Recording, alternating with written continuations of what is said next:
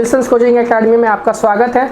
आज मैं फिर आया हूँ एक नए वीडियो के साथ क्लास 10th के लाइट रिफ्लेक्शन एंड रिफ्रैक्शन। तो दोस्तों चलिए आगे बढ़ते हैं, हम इस लेसन को आगे कंटिन्यू करने वाले हैं।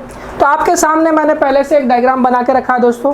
यहाँ पे आप समझ लीजिए ये एक मिरर है और यहाँ पे एक इमेजिनरी लाइन मैंने बनाई हुई है जो एग्जैक्टली परपेंडिकुलर होती है मिरर से, जिसको हम प्रिंसिपल एक्सिस भी कहते हैं। दोस्तों हम एक एक करके इसके सारे टर्म्स को आज समझने वाले हैं, जिसको हम यूज़ करने वाले हैं स्फेरिकल मिरर्स के स्टडी में। तो दोस्तों सबसे पहली टर्म यहाँ पे हम यहाँ से स्टार्ट करते हैं। दोस्तों ये क्या है? ये एक कॉनकेव मिरर है, कॉनकेव मिरर। तो दोस्तों यहाँ पे जो मैंने ये शेडेड रीजन बनाया हुआ है, ये इसका पॉलिश सरफेस है और इसका रिफ्लेक्टिंग सरफेस जो होगा वो इस तरफ से होगा दोस्तों। तो अब होता क्या है, सबसे पहली चीज़ हम इसके बारे में जो समझेंगे, इसमें क्या है, यहाँ पे मैंने एक लाइन बनाई हुई है। इस लाइन को हम कहते हैं प्रिंसिपल एक्सिस। ओके दोस्तों, प्रिंसिपल एक्सिस होती क्या है? Okay, it is an imaginary line. ये एक इमेजिनरी लाइन होती है जो कि exactly perpendicular to the mirror होती है दोस्तों। बहुत सिंपल है, it is an imaginary line which is perpendicular to the principal to the mirror. Okay, so इसको हम प्रिंसिपल एक्सिस कहते हैं दोस्तों। तो आगे हम आ जाते हैं, यहाँ पे आपको एक पॉइंट दिख रहा है जिसको हम कैपिटल एफ कहते हैं। तो दोस्तों ये कैपिटल एफ क्या होता है? इसको हम कहते हैं फोकस। तो होता क्या है दोस्तों, जब हम यहाँ से रेज ऑफ लाइट को इस मिरर पे इंसिडेंट करेंगे तो क्या होगा, रिफ्लेक्शन करने के बाद ये लाइट की रेज जो होंगी वो एक पर्टिकुलर पॉइंट पे मीट होंगी और इस पर्टिकुलर पॉइंट को हम फोकस कहते हैं दोस्तों। तो जो फोकस होता है, फोकस तक का जो डिस्टेंस है, all distances that are always measured from the pole. तो पोल जो होता है, पोल से लेकर फोकस तक का जो डिस्टेंस होता है उसको हम कहते हैं, उसको हम स्मॉल एफ से डिनोट करते हैं और उसको हम कहते हैं फोकल लेंथ दोस्तों। तो ये फोकल लेंथ क्या होती है? It is a point at which rays of light meet after reflection. So दोस्तों ये ऐसा पॉइंट होता है जहां पर रेज ऑफ लाइट रिफ्लेक्शन के बाद मीट होती है दोस्तों।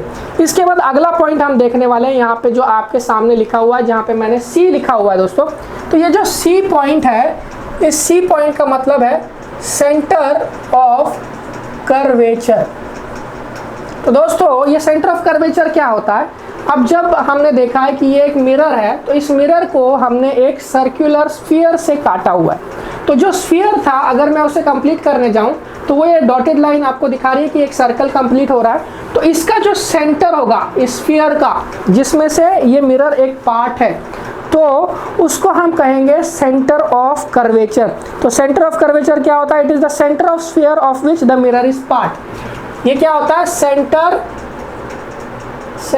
Of sphere of which mirror is a part. दोस्तों उसके ऊपर आपने देखा होगा मैंने यहाँ पे R लिखा हुआ है। इधर से लेकर पोल से लेकर C तक का जो डिस्टेंस है उस पर मैंने R लिखा हुआ है। तो R जो है मेरा वो है रेडियस ऑफ कर्वेचर। तो दोस्तों आप समझ गए होंगे, सेंटर ऑफ कर्वेचर यानी कि सर्कल का जो सेंटर है वहां से लेकर पोल तक का जो डिस्टेंस होगा वो उसका रेडियस होगा। तो सीधी सी बात है, रेडियस ऑफ कर्वेचर क्या है? It is the distance between the pole and centre of curvature. तो दोस्तों ये सारे डिस्टेंसेस जो है वो हमारे स्टडी में बहुत ज़्यादा इंपॉर्टेंट है, जो आगे हमें इस चैप्टर को कंटिन्यू करने में बहुत मदद करने वाले हैं। तो दोस्तों एक इंपॉर्टेंट रिलेशनशिप जो है मैं आपको बताना चाहूँगा, R एंड F जो है वो दोनों एक दूसरे से बहुत ज़्यादा क्लोजली रिलेटेड है।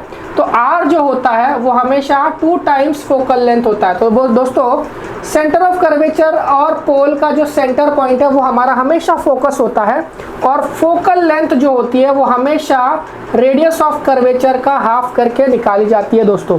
इन सबको हम सेंटीमीटर्स मीटर्स में मेजर कर सकते हैं। तो इनकी मेजरमेंट भी आपको मैंने समझा दी और मैंने आपको सारे कोऑर्डिनेट समझा दिए। तो चलिए आगे बढ़ते हैं इस चैप्टर के। अब हम जाने वाले हैं रे डायग्राम्स की तरफ। तो दोस्तों अभी हम रे डायग्राम्स के बारे में कुछ सीखेंगे।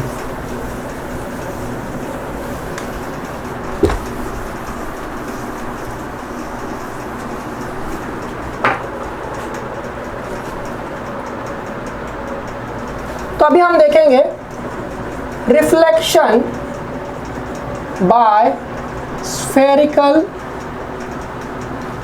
मिरर्स।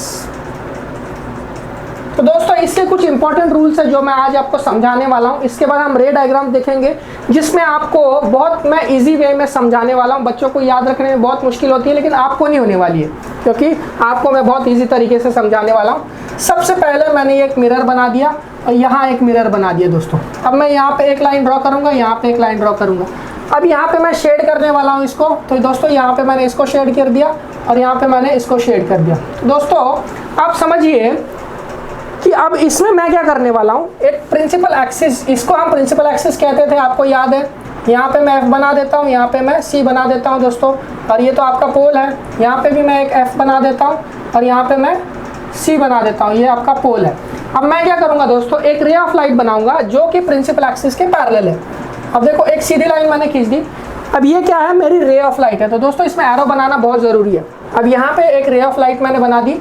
अब ये जब स्ट्राइक होगी मेरे पॉलिश सरफेस से तो रिफ्लेक्शन होगा, बिल्कुल सही, क्योंकि ये मिरर है। जब रिफ्लेक्शन होगा तो क्या होगा, ये रे ऑफ लाइट जो होगी वो बाउंस बैक हो जाएगी। अब बाउंस बैक जब हो जाएगी तो आपको हमेशा याद रखना है कि वो फोकस से पास होगी दोस्तों। जब एक रे ऑफ लाइट पैरेलल होती है, पैरेलल टू प्रिंसिपल एक्सिस, तो क्या होगा दोस्तों, बिल्कुल सही आपने कहा, रिफ्लेक्शन होने के बाद वो कहां से पास होगी, फोकस से पास होने वाली है दोस्तों। तो ये था कॉनकेव मिरर, ये वाला केस था हमारा कॉनकेव मिरर का, और ये वाला केस था कॉन्वेक्स का। तो दोस्तों कॉन्वेक्स में क्या होगा, आपको लग रहा होगा कुछ अलग होगा, तो बिल्कुल नहीं। आपने जो सोचा वो नहीं होगा, वही होगा जो मंजूर खुदा होगा, बिल्कुल सही। तो यहाँ पे अगर एक रे ऑफ लाइट पैरेलल आती है तो पैरेलल आने के बाद दोस्तों क्या हो जाएगी, वो यहाँ पे जाएगी, क्योंकि ये एरो ये एरो कहाँ होगा दोस्तों, ये एरो होगा ऊपर की तरफ, तो ये रे ऑफ लाइट वहाँ चली जाएगी। बट दोस्तों अगर आप इसका डायग्राम एक्सटेंड करेंगे तो जो फोकस होता है कॉन्वेक्स मिरर का वो पीछे की तरफ होता है, यानी कि ये भी रे ऑफ लाइट कहाँ से पास होगी, ये भी फोकस से ही पास होगी दोस्तों। तो आपको ये डायग्राम दो समझ में आए हैं, तो मैं आगे बढ़ रहा हूँ दोस्तों। अब ये जो सेकेंड डायग्राम हमारा है, अगर एक ray of light principal focus से पास होगी, अब मैं इसमें चेंज करूँगा, क्या एरो चेंज कर दूंगा दोस्तों।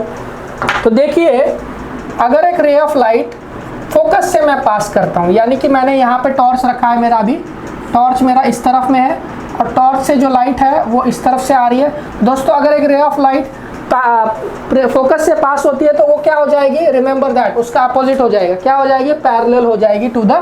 अगर फोकस से पास होती है तो क्या हो जाएगी, पैरेलल हो जाएगी टू प्रिंसिपल एक्सिस दोस्तों। ओके, अब यहाँ पर क्या होगा दोस्तों, देखिए।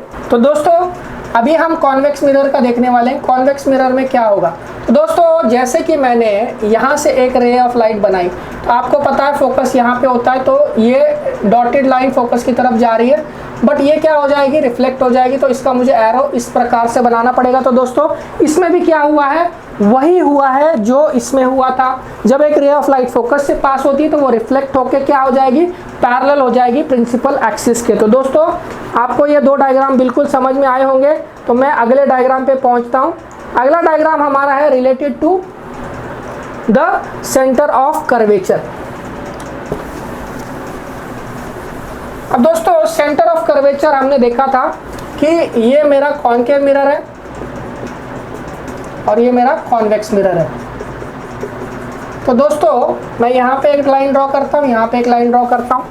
तो दोस्तों यहाँ पे क्या होने वाला है, अगर मैं यहाँ पे F बनाता हूँ, यहाँ पे C, इसका यहाँ पे F, यहाँ पे F और यहाँ पे C। तो दोस्तों क्या होता है, ऐसे केस में कॉन्वेक्स का जो फोकस और सेंटर ऑफ कर्वेचर है वो उसके बैक साइड में होता है और कॉनकेव का इधर होता है, फ्रंट साइड में। तो दोस्तों यहाँ पे अगर मैंने एक रे ऑफ लाइट बनाई जो मेरी सेंटर ऑफ कर्वेचर से पास होगी। तो मान लेते हैं ये हमारा सी है, तो सी से अगर एक रे ऑफ लाइट पास होगी तो याद रखना ये रीबाउंड हो जाएगी। रीबाउंड माने जैसा गया वैसे का वैसा वापस आ जाना।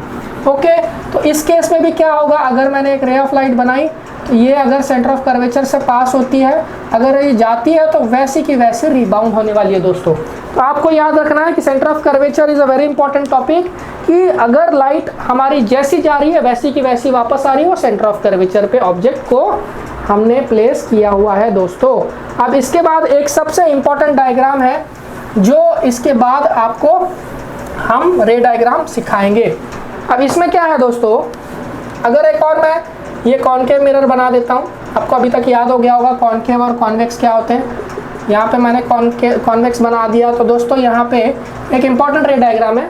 अब इस रे डायग्राम में क्या होता है, एक रे ऑफ लाइट को अगर मैंने सीधा पोल पे मारा, यानी ये पोल है, यहाँ पे पोल पे मैंने सीधा इंसिडेंट किया उसे, तो क्या हो जाएगा, वो विथ एंगल ऑफ इंसिडेंस जो है वो एंगल ऑफ रिफ्लेक्शन के इक्वल हो जाएगा दोस्तों। आपको ये याद रखना है।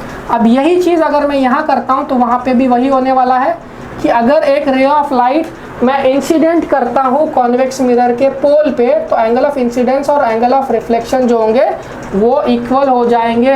Angle I will be equal to angle R, जो हमारा क्या था, आपने सही कहा, लॉज ऑफ रिफ्लेक्शन का एक लॉ था दोस्तों। तो इसके साथ मुझे लगता है आपको बहुत अच्छे से समझ में आया होगा। इसके बाद हम रे डायग्राम करने वाले हैं, रे डायग्राम के बाद हम न्यूमेरिकल्स करेंगे।